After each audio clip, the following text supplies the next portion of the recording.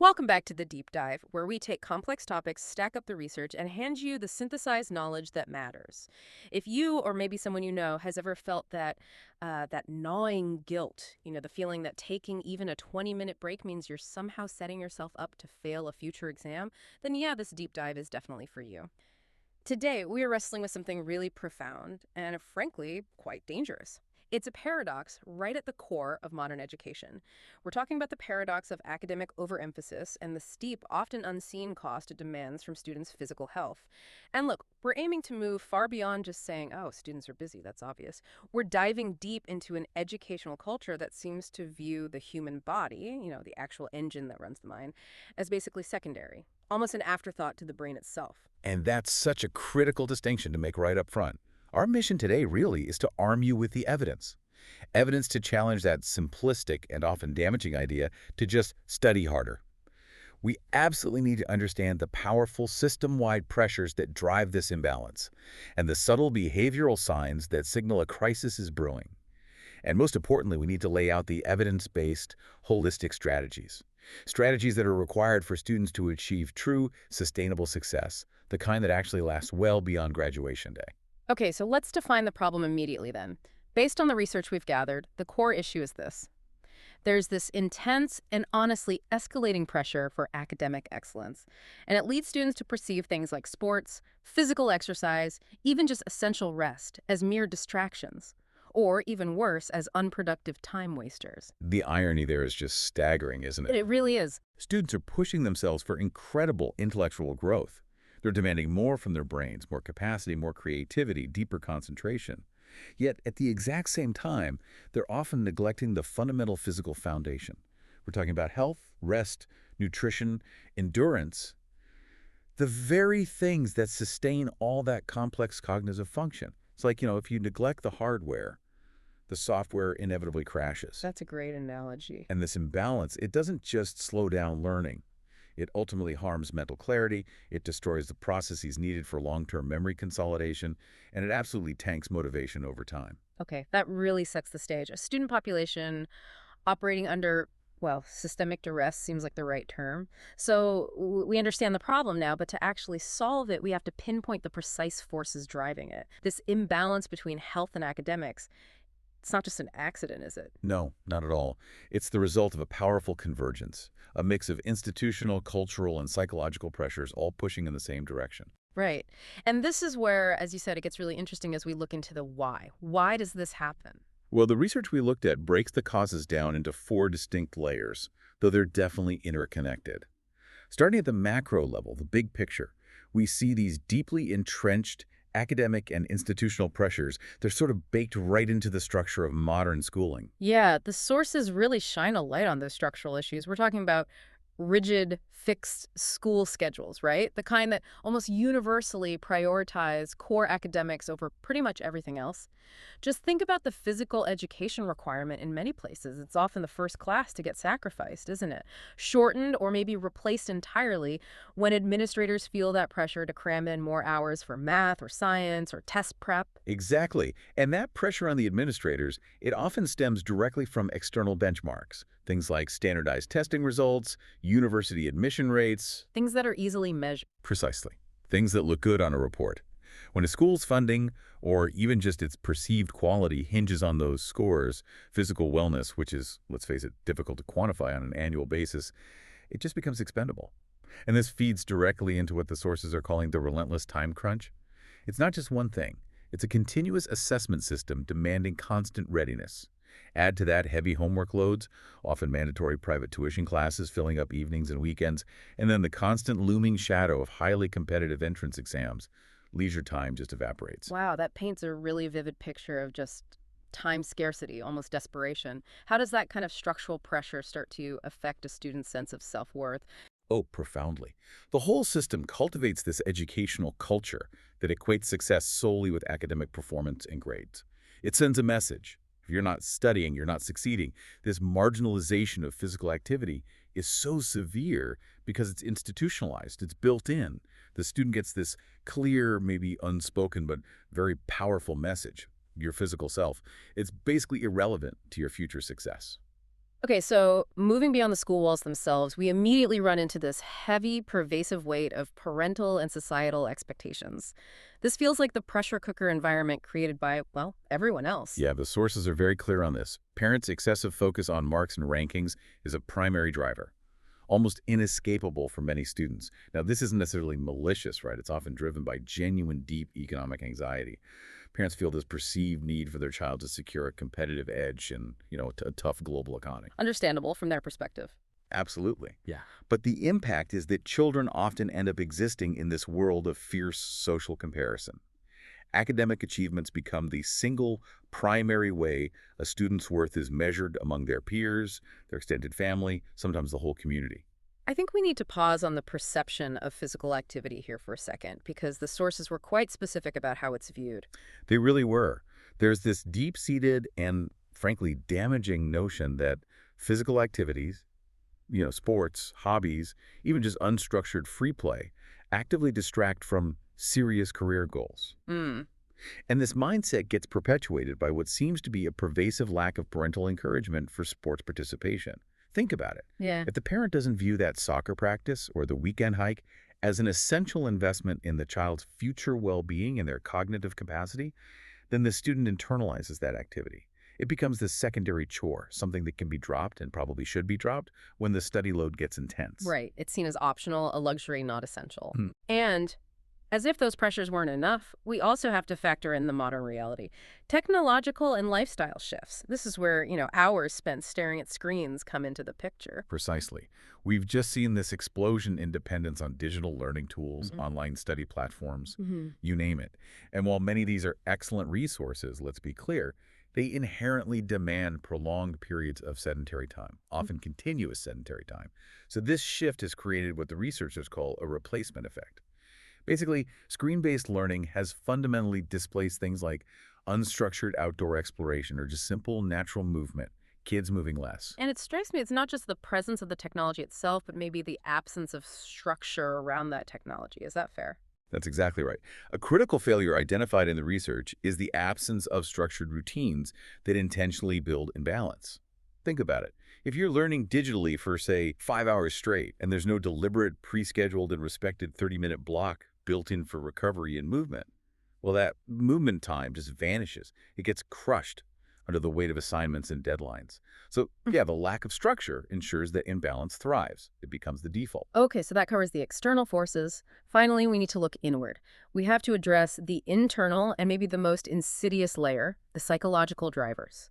This is where the student internalizes all that external pressure from institutions, from parents, until it becomes this cruel inner taskmaster.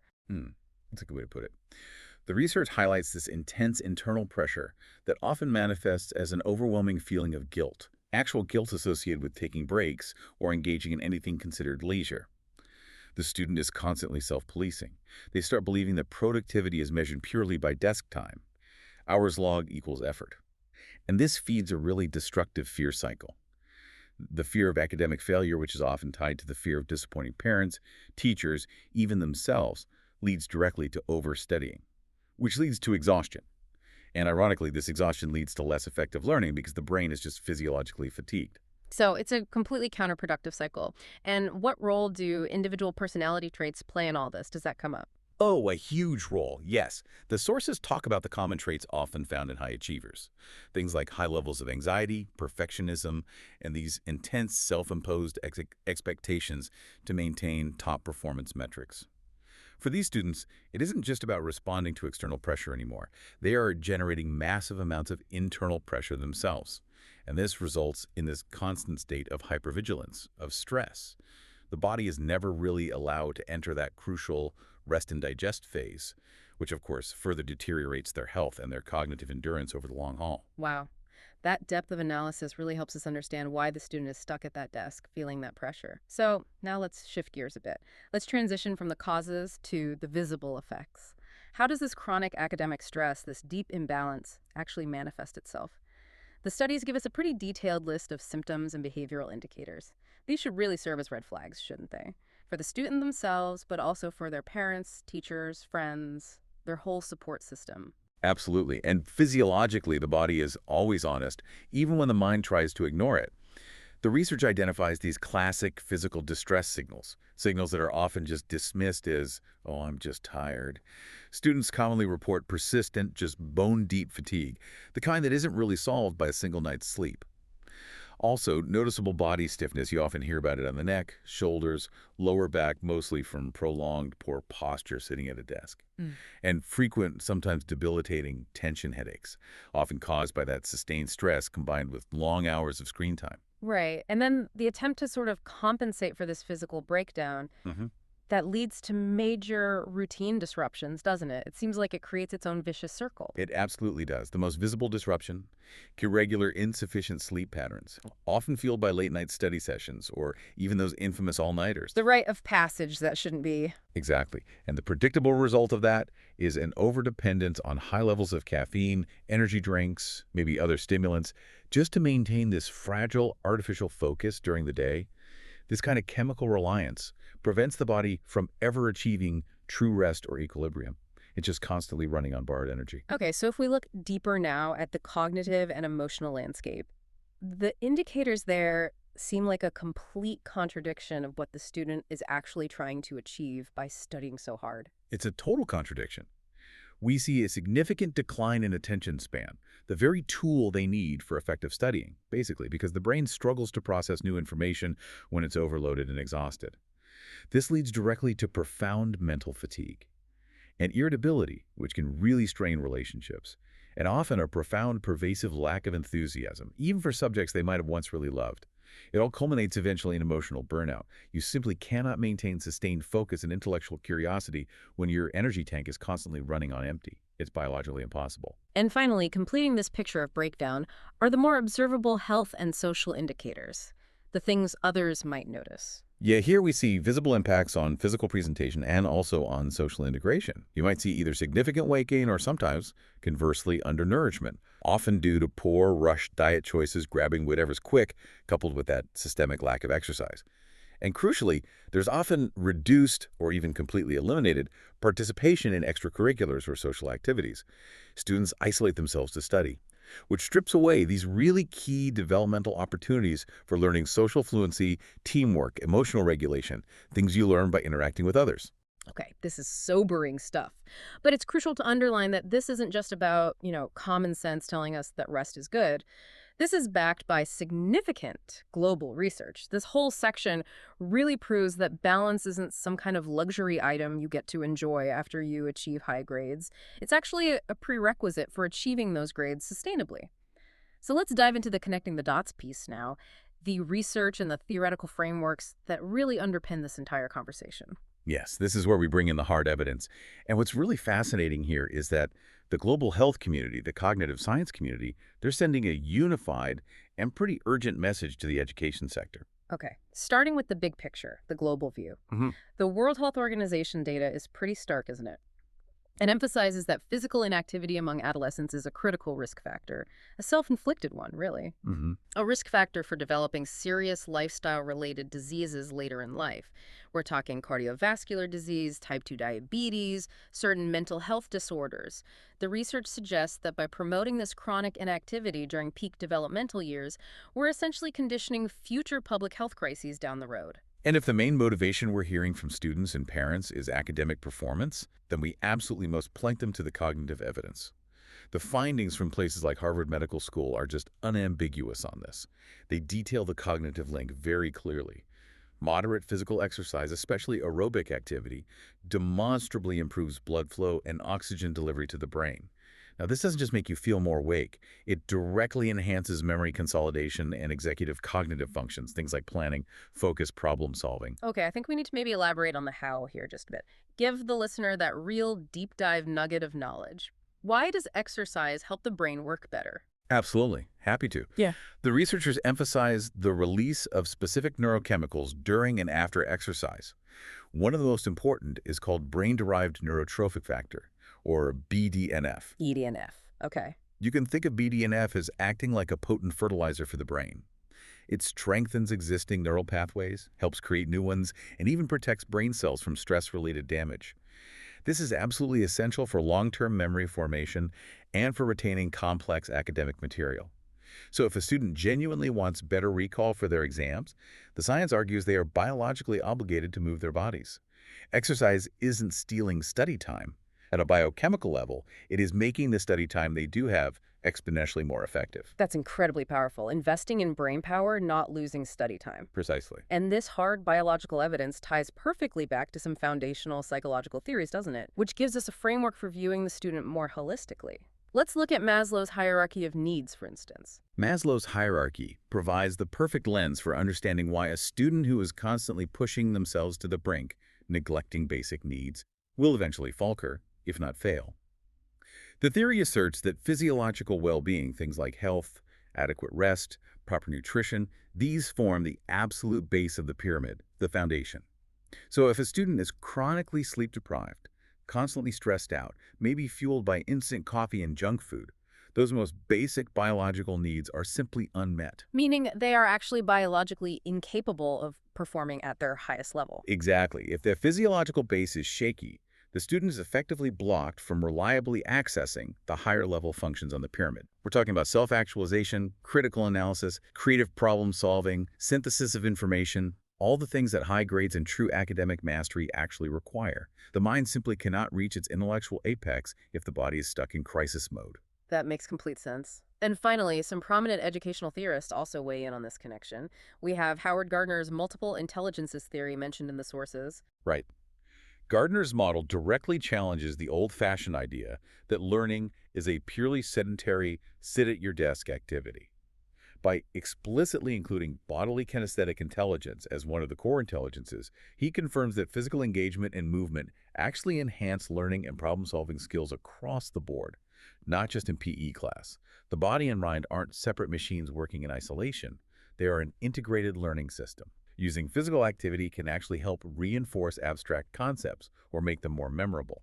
Interesting. And what about Daniel Goleman's work on emotional intelligence? How does that fit? Goleman's model reinforces this beautifully. It shows that self-regulation, which is absolutely essential for sustained focus, for impulse control, for managing the inevitable frustrations of studying, is deeply supported by maintaining physical and emotional balance. Basically, if you are emotionally stable and physically rested, you can regulate your attention much more effectively.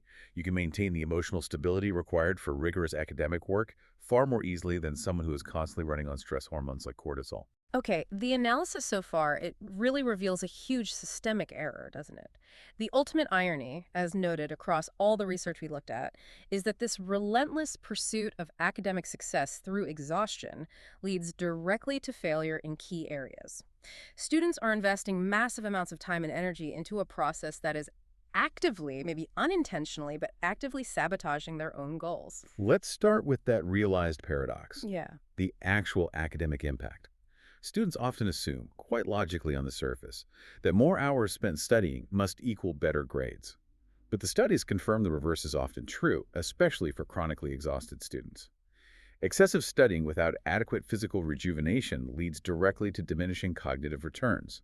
After a certain point, and it varies for everyone, but it's definitely there, the marginal gain you get from one extra hour of studying is completely negated, maybe even reversed, by the steep decline in your cognitive efficiency. Right, you're staring at the page, but nothing's going in. And what are the measurable results of this inefficiency? Well, diminished cognitive efficiency is the big one, obviously. But it manifests as poor memory retention. Students literally cannot recall material they reviewed just hours earlier. Frustrating. And also a drastic reduction in creativity and critical thinking. The brain needs rest to make novel connections. So the intense pressure, combined with the physical fatigue, ends up undermining the very intellectual achievement they are so desperately trying to realize. They optimize for the quantity of time spent studying, but they severely de-optimize for the quality of that learning. Wow. And beyond the grades, perhaps the most immediate and maybe the most painful damage is emotional, right? The emotional and psychological impact sounds staggering and potentially long-lasting. It really is. We're talking about a higher prevalence of generalized anxiety disorder among these students, pervasive burnout, feeling empty and cynical about their studies, and chronic stress, which can fundamentally rewire the brain's response mechanisms over time. And here's a really concerning point. Instead of associating learning with positive things like curiosity, joy, or discovery, which are the real drivers of lifelong learning, students begin to associate their entire educational experience exclusively with tension, exhaustion, and performance pressure. This creates a deeply negative association that can unfortunately damage their relationship with learning permanently. That's tragic. And this intense focus on solo studying also damages their ability to thrive in the world beyond the classroom, doesn't it? The social impact seems to be the systematic loss of essential 21st century skills. That's a crucial point. When students isolate themselves for their studies, when they sacrifice social time and extracurricular activities, they actually suffer a double blow. First, they lose touch with vital peer networks, which are essential support systems, especially during stressful times. And second, they miss out on invaluable opportunities for developing teamwork, collaboration, communication, and learning social adaptability, navigating different personalities and group dynamics. The sources are crystal clear on this. Today's employers, and frankly, universities too, demand candidates who are proficient in communication, resilience, and collaborative problem solving, often far more than they seek marginal gains on a single test score. So students might be optimizing like crazy for that single exam on Tuesday, while actively de-optimizing their readiness for a successful, collaborative professional life, starting, say, next Thursday. Short-term gain for long-term pain, potentially. And finally, let's talk about the direct consequences for the body itself. The health and long-term impact section. Honestly, this is the most concerning part for me. It should be concerning for everyone. Immediately, persistent inactivity results in predictable physical ailments, things like significant muscle weakness and even atrophy over time, an increased risk of obesity, partly due to metabolic slowdown from inactivity. Severely lowered immunity, these students often seem to be constantly catching colds or other bugs, and hormonal imbalances, particularly elevated levels of the stress hormone cortisol brought on by that chronic, unrelenting stress. But the shadow of this imbalance, it extends far into the future, doesn't it? It's not just a problem students face while they're in school. It sets a pattern for life. That's the real danger. The long-term trajectory can be grim. These habits neglecting health, prioritizing work above all else when they become entrenched during these formative years, they often translate directly into adult life. We see adults with poor stress tolerance, a fragile or non-existent work-life balance, and just a continuation of these health-neglecting habits straight into their professional careers. If you learn as a student that neglecting your physical and mental health is a necessary prerequisite for achieving success, that becomes the tragic and ultimately unsustainable model you use to build a career. And it inevitably leads to chronic health issues and professional burnout later in life. Okay, so we have analyzed this problem pretty thoroughly now. Its deep causes, its visible symptoms, and its really severe consequences. Now, we absolutely must shift our focus towards actionable steps. What can actually be done about this?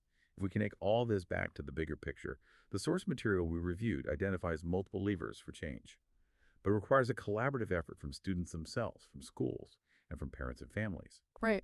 Makes sense. Let's start with the individual, then the student. They have the most immediate control over their daily choices, even when they're operating within a pressurized environment. The sources provide some excellent student-centric strategies, and they seem to start with a kind of philosophical shift. The 3R rule, what's that about? That rule is foundational, really simple, but powerful. Rest, recreation, and revision. The key is that all three must be recognized by the student as equally vital and equally productive activities. This isn't just a cute scheduling tip. It's a critical mental reframe. They have to believe rest and recreation contribute to revision. On a practical level, this means students must consciously plan balanced schedules. This involves allocating a non-negotiable minimum. The suggestion is often around 30 minutes daily for structured physical exercise, whether that's intense sport or moderate activity like walking. Okay, but how do they overcome that guilt factor we talked about earlier? That psychological barrier seems massive for many students. It is massive. So they need practical tools that actually blend movement with study, or at least make space for it. The sources encourage active study techniques. This means deliberately abandoning the default sedentary norm. Maybe try walking while reviewing flashcards, or integrate short, sharp bursts of high-intensity stretching, or even a few yoga poses during study breaks. It's really about interrupting that long 3-hour sitting cycle, maybe getting up and moving every 45 or 50 minutes. And while it sounds incredibly basic, the sources consistently emphasize that prioritizing sleep, maintaining a consistent, non-negotiable sleep routine, aiming for 7-9 hours, is arguably the single greatest performance enhancer available to any student, for free. That really requires discipline, though, and it all seems to hinge on actually believing these things work, doesn't it? It absolutely does. Which is why students must consciously work to reframe their thinking.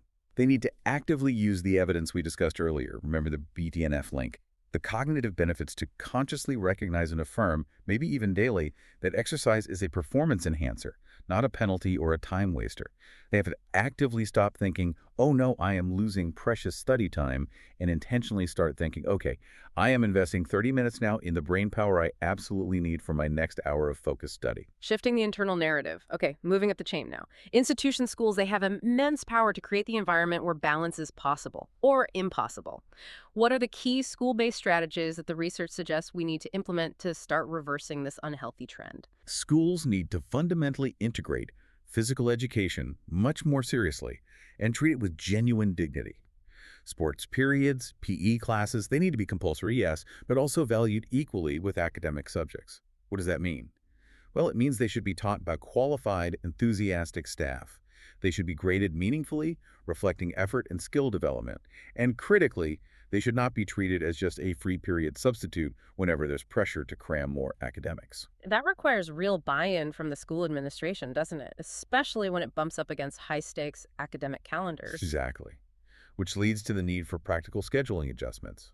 Schools need to actively ensure that mandatory assessments or critical project deadlines are rescheduled if they directly conflict with major events like inter-house or inter-school sports competitions. This sends an incredibly powerful message.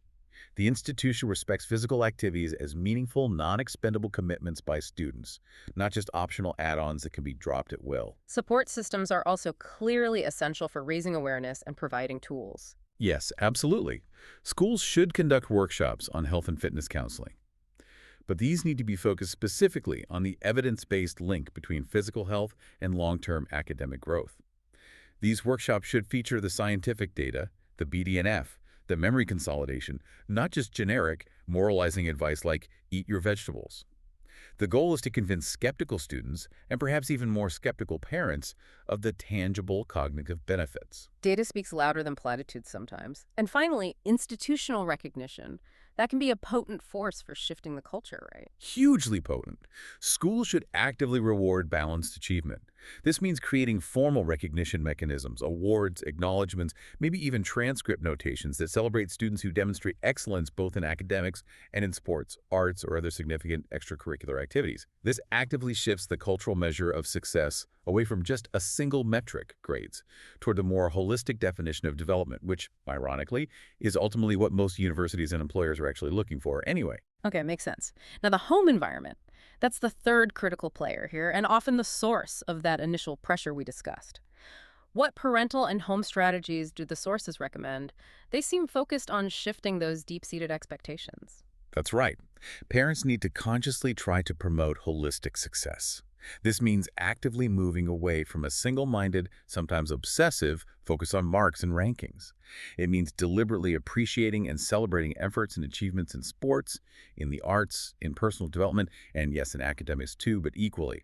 Fostering an environment where multiple definitions of success can actually flourish without judgment. And modeling behavior. That often seems to be the strongest form of teaching, isn't it? Absolutely. The sources really emphasize establishing family fitness time. And crucially, this isn't just about recommending exercise to the child, it's about modeling it actively, maybe through shared walks after dinner, family games on the weekend, planning active holidays or hikes. This demonstrates, implicitly and explicitly, that movement is a valued, non-negotiable aspect of a healthy adult life too, not just something kids have to do. And crucially, protecting that necessary downtime, the unstructured time. Yes. Parents need to be mindful and try to avoid overscheduling. Children and adolescents, maybe now more than ever, need significant amounts of unstructured time. Time without an agenda, without a coach, without a curriculum braiding down their neck. This is essential for true mental rest, for imaginative play, for allowing their creativity and emotional resilience to actually rebuild. It's not wasted time, it's recovery time. And finally, parents need to be highly vigilant, proactively monitor stress and sleep. This means learning to identify the early warning signs of burnout, things like persistent irritability, a noticeable loss of joy in previously enjoyed activities, significant changes in eating or sleeping habits, and importantly, not just automatically assuming that exhaustion is merely a sign of hard work or dedication. It might be a sign of impending crisis. Okay, that covers the student, the school, and the home. Lastly, we have the highest level of influence, institutional and policy recommendations. This sounds like it requires a macro-level shift in how we, as a society, define education itself. It really does. The most fundamental step proposed is to formally redefine academic excellence at the policy level, moving beyond just marks and standardized test scores to intrinsically celebrate holistic development.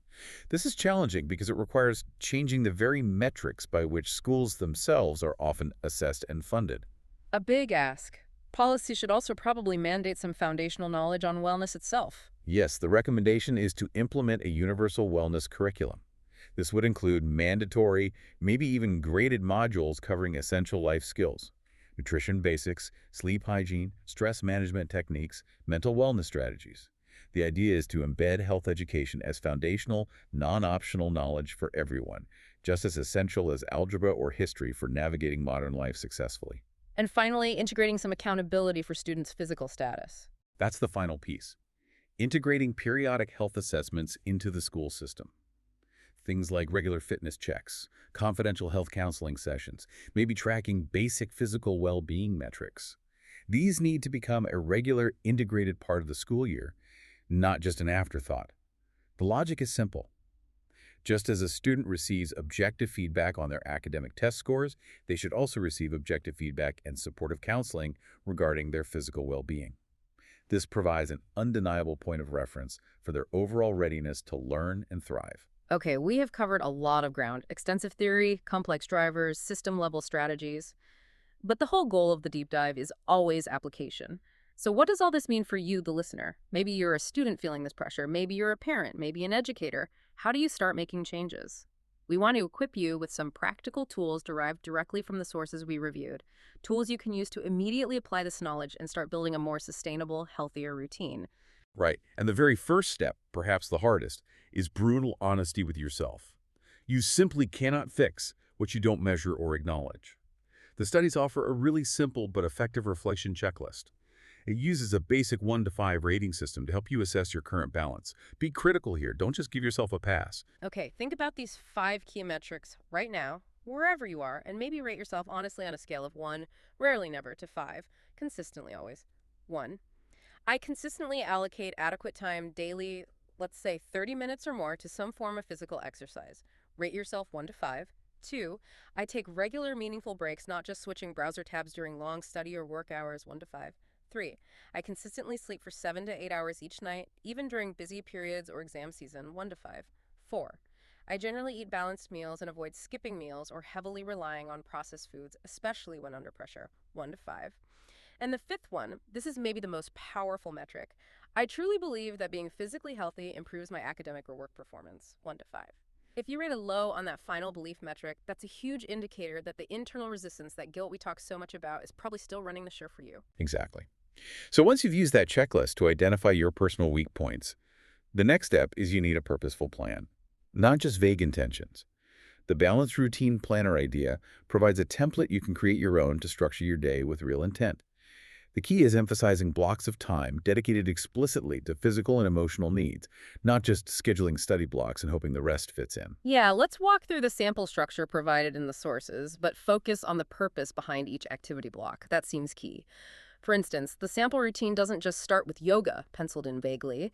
It might specify 6:30 a.m., morning walk, or yoga. And crucially, it notes the specific purpose: energizing the mind and body, boosting BDNF levels before the first study session. Right. Then the main academic blocks are structured to be focused and finite, maybe 8:0 a.m. to 2:0 with breaks built in.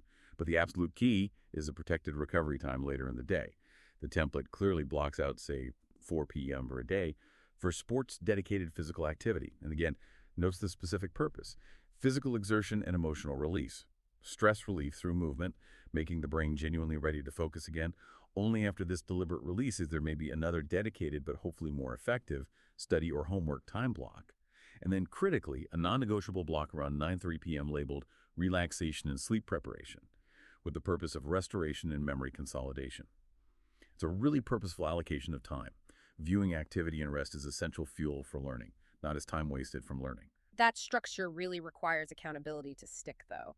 Which brings us to the weekly goal sheet idea. This encourages setting concrete, measurable goal, not vague ideas like, oh, I should be healthier, but really specific things. Minimum 30 minutes daily aerobic exercise logged, target 8 hours of sleep tracked daily, hard stop on studying after 10 p.m., even if I feel unprepared. The idea is you have to track your achievement against these specific goals and then, importantly, honestly reflect on why you succeeded on some days or why an external pressure maybe caused you to fail on others. Learn the patterns. And finally, to ensure this leads to metacognition, that deeper reflection that turns temporary actions into lasting wisdom, the sources provide some essential reflection prompts. These are specifically designed to help break down that damaging guilt cycle we keep coming back to. You should actually journal or at least think critically about questions like these. How does my body physically feel after a full day of study with zero physical activity? What is the noticeable impact on my ability to recall information clearly the next morning?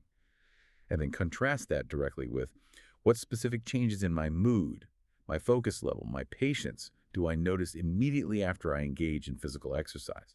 Become your own experiment. That's powerful. And to tackle those external pressures we discussed from parents or teachers, maybe use this prompt. How can I articulate, maybe even using some of the research data on BDNF and memory consolidation we discussed, that prioritizing balance actually supports and enhances my academic excellence rather than detracting from it? Shifting their perspective too. Tagged outro, synthesis, and provocation. So, to try and synthesize everything we've explored so deeply today, academic success and physical health. They are not competing goals that need to be balanced precariously on some kind of tightrope. They are, in fact, complementary, mutually reinforcing pillars.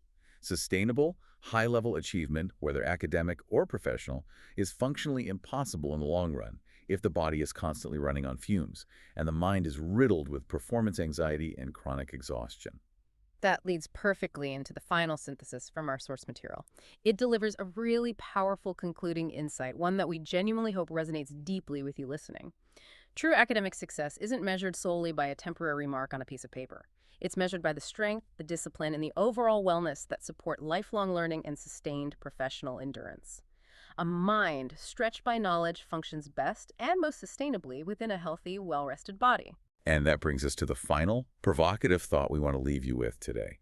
One that builds directly on this established necessity of physical well-being for cognitive function, and on those strategies for institutional change we discussed.